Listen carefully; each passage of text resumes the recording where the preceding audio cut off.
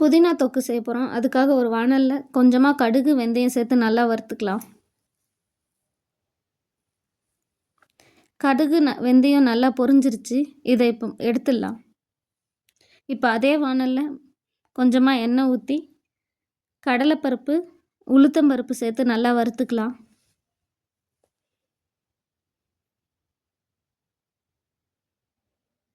காரத்துக்கு தேவையான அளவு காஞ்ச மிளகாய் சேர்த்துக்கலாம்.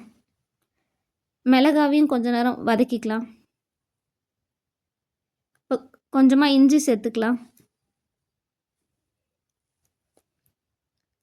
கொஞ்சமாக புளியையும் கொஞ்சம் வதக்கிக்கலாம். இப்போ நம்ம ஆல்ரெடி அலசி வச்சுருக்க கொத்தமல்லி புதினாவையும் சேர்த்து நல்லா வதக்கிக்கலாம்.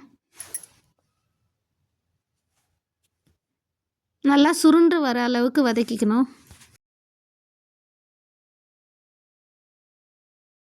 அவ்வளோதான், புதினா நல்லா வதங்கிடுச்சு.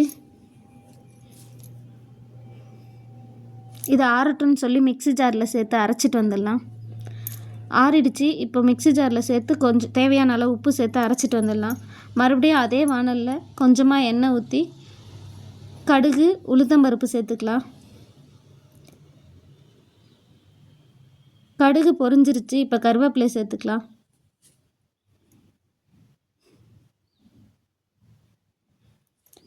இப்போ நம்ம அரைச்சி வச்சுருக்க புதினா பேஸ்ட்டையும் சேர்த்து நல்லா மிக்ஸ் பண்ணிக்கலாம்.